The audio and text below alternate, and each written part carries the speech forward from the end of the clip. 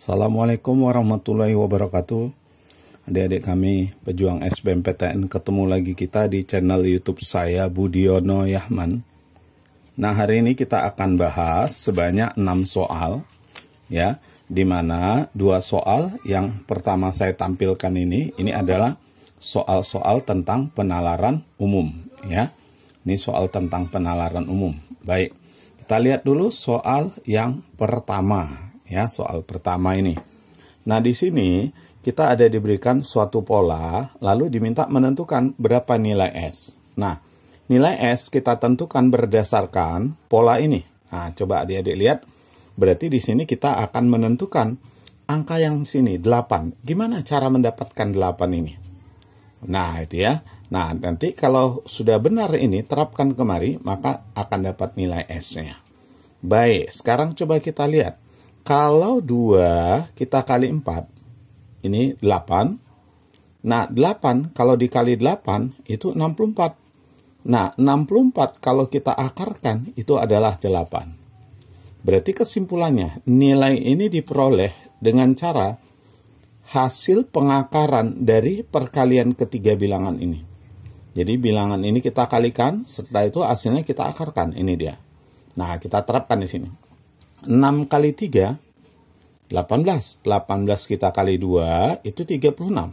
Kalau 36 kita akarkan, maka dapatlah 6. Nah, maka jawabannya adalah dodol. Oke, itu soal pertama. Sekarang kita lihat soal yang kedua. Soal kedua, nah di sini kita diminta menentukan nilai Q. Q, gimana cara mendapatkan nilai Q? Coba usahakan dapatkan angka 12 ini. Kita lihat, ada 8, ada 17, ada 11. Kalau kita kalikan, maka kita akan peroleh bilangan yang sangat besar. Artinya, sangat jauh mendapatkan nilai 12. Sangat tidak mungkin dengan cara dikalikan seperti itu. Nah, coba kalau kita jumlahkan. 8 tambah 17. 8 tambah 17, 25. 25 ditambah 11, itu 36. 36 supaya jadi 12, ya, kita bagi 3. Artinya datanya ada 3. Kalau begitu, nilai ini adalah rata-rata dari ketiga data ini. Jumlahkan ketiga-tiganya, bagi 3. Nah, itu dia. Oke, terapkan kemari. 9 ditambah 16. 25. 25 tambah 8, 33. 33 kita bagi 3 sebagai rata-ratanya, maka dapatlah 11. Berarti Q-nya adalah 11. Oke? Baik, itu soal yang pertama dan kedua. Nah, soal yang ketiga. Adik-adik, sebelum kita bahas soal ketiga, jangan lupa klik tombol like, kemudian subscribe, share, ya, serta tulis komentar adik-adik tentang video yang saya bagikan ini, supaya kalian nanti akan dapatkan video-video terbaru dari saya. Baik, sekarang coba kita lihat soal yang ketiga ini. Nah, di sini, kalau kita perhatikan ini ada Budi, ada Ariel. Nah, tinggi dari bagian atas kepala Budi sampai dengan bagian atas kepala Ariel itu adalah 3,3. Ya. Kemudian pada gambar yang kedua, Ariel yang di bawah, Budi di atas. Nah, tinggi dari bagian atas kepala Ariel sampai dengan bagian atas kepala Budi itu adalah 3,1. Yang ditanya soal adalah berapa meter panjang tangga ini. Nah, adik-adik kalau kita perhatikan, ini adalah suatu segitiga siku-siku. Di mana pada segitiga siku-siku akan berlaku teorema Pitagoras. Artinya, panjang tangga ini bisa kita tentukan kalau kita tahu berapa di sini dan berapa dinding. Ini kita sebut dindingnya. Nah, jadi kalau kita tahu dinding ini, tahu di sini, maka dapatlah tangga. Artinya, kunci untuk mendapatkan panjang tangga ini, kita cari dulu tinggi dinding ini. Nah, berdasarkan data ini. Coba kita lihat data yang pertama. Data yang pertama, yang 3,3 ini adalah tinggi Ariel ditambah tinggi dinding dikurangi dengan tinggi Budi.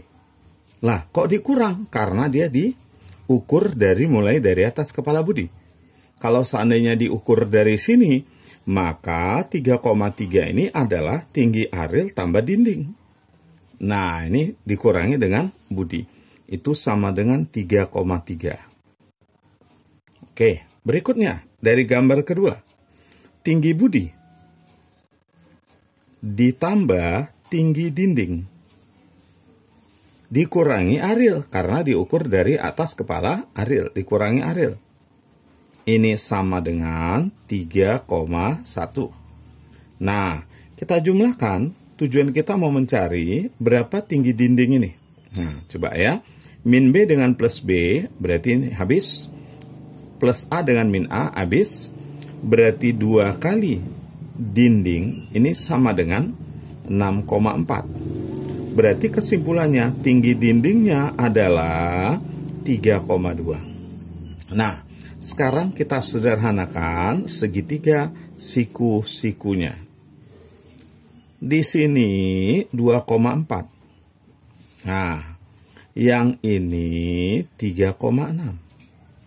Adik-adik coba ingat triple Pitagoras. Triple Pitagoras. Nah, kalau kita perhatikan 2,4 dengan 3,6 ini sama-sama bisa kita bagi dengan 0,8. Kalau ini kita bagi dengan 0,8, maka ini hasilnya 3. Kalau ini kita bagi dengan, ini 3,2 tadi ya. Kalau ini kita bagi dengan 0,8, maka dapatnya 4. Dibagi 0,8, maka dapat 4. Nah, ingat triple Pitagoras itu 3, 4, 5. Berarti kesimpulannya panjang tangga ini adalah 5 kita kali dengan faktor pembaginya ini. Nah, 0,8. Berarti dapatnya adalah 4 meter. Nah, maka jawabannya dodol. Oke, itu dia soal yang ketiga. Sekarang kita bahas soal keempat. Nah, adik-adik jangan lupa klik tombol like, subscribe, share, serta tulis komentar adik-adik ya, supaya kalian nanti bisa dapat video-video terbaru dari saya. Nah, kita lihat di sini hasil penjumlahan 2x kurang y per 3 dengan 2x tambah 5y per 2 adalah berapa? Coba kita buat ya, ini 2x dikurang y per 3. Nih, dijumlahkan dengan 2x ditambah 5y per 2. Nah, ini sini adik-adik kita diminta menjumlahkan pecahan ya. Coba biar bisa cepat menjumlahkan pecahan gini aja. Ini kalikan kemari. Nah, ini kalikan kemari. 2 kali 2x, 4x. 2 kali min y, min 2y. Tambah, ini kali kemari. 3 kali 2x, berarti 6x. 3 kali 5y, plus 15y. Baru dibagi dengan 3 kali 2. Nah, 6. Itu cara menyamakan menjumlahkan pecahan biar cepat ya. Nah, sekarang coba kita hitung. 4x ditambah 6x, 10x. Nah, min 2y tambah 15y plus 13y per 6. Berarti ini sama dengan 1/6 dikali 10x tambah 13y. Maka apa jawabannya? 1/6 kali 10x tambah 13y, maka jawabannya adalah dodol. Oke, itu dia soal yang keempat. Nah, sekarang kita lanjut soal yang kelima. Nah, kita masuk aritmatika. Ya. Nah, soal kelima. Di sini kita diminta menentukan persen. Ya, nah, di sini kita harus bisa hitung persen. Coba kita lihat.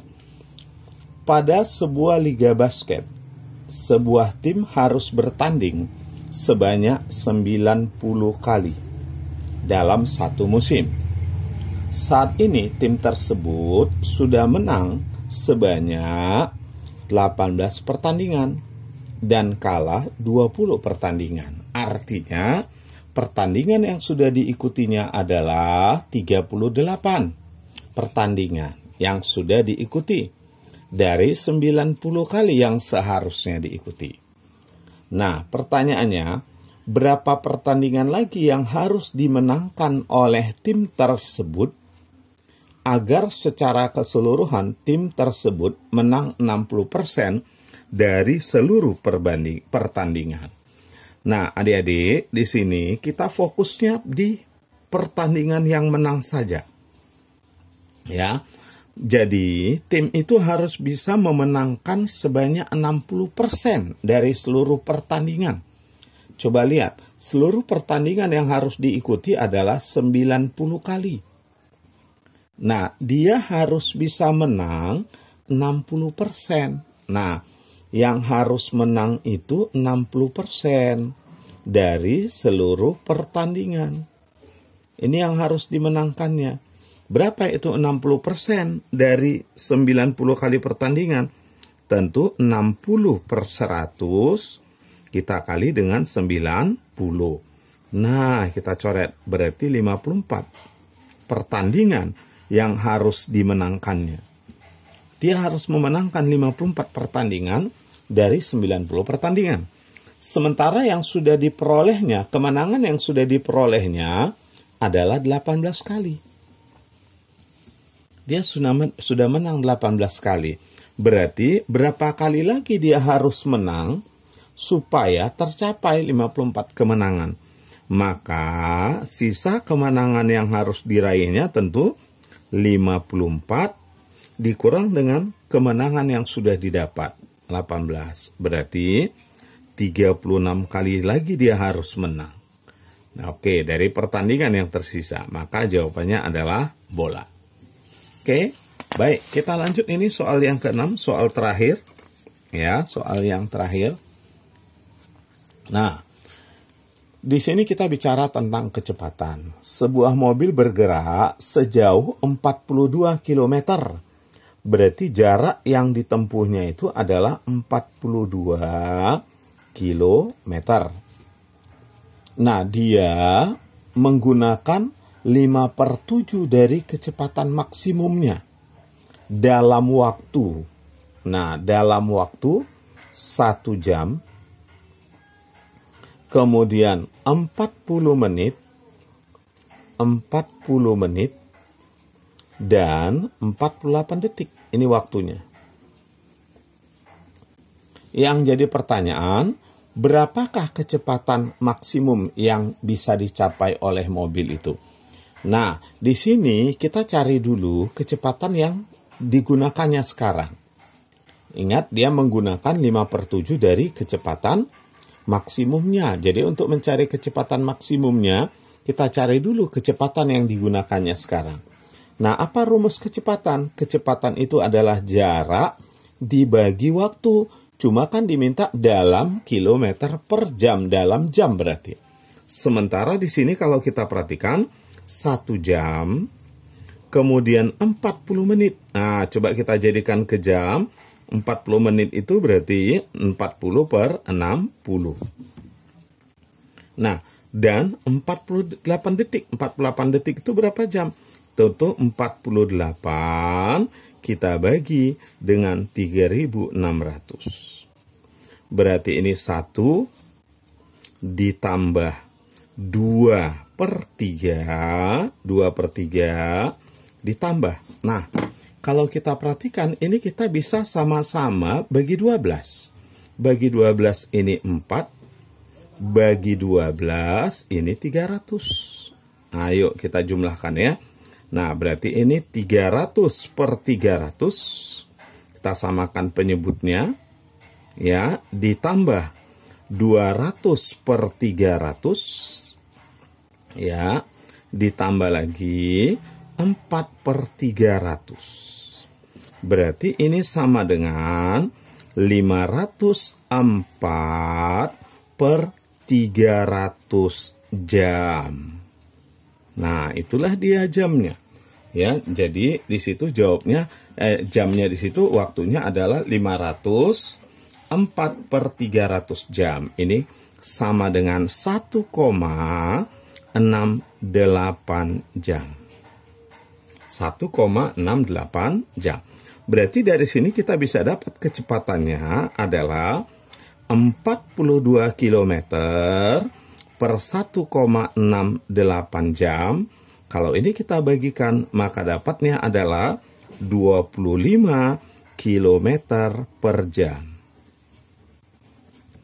Nah, yang 25 km per jam ini adalah 5/7 dari kecepatan maksimum. Soal nanya kecepatan maksimum. Berarti bisa kita tulis 25 itu adalah 5/7 dari kecepatan maksimumnya. Kalau gitu kita bisa dapat kecepatan maksimum. Kecepatan maksimum adalah 7. Ini saya bisa coret nih. Coret nih 5. 7 dikali 5 berarti 35 km per jam. Oke adik-adik, maka jawabannya adalah cantik. Nah, pesan saya adik-adik jangan malas berlatih, terus tetap berlatih dan jaga semangatnya. Ya, jadi jangan sampai ada muncul malas berlatih itu. Terus jaga semangat. Ya, kemudian klik tombol like, subscribe, share ya, serta tulis komentar adik-adik. Terima kasih, selamat berjuang terus. Semoga lulus di SBMPTN. Assalamualaikum warahmatullahi wabarakatuh.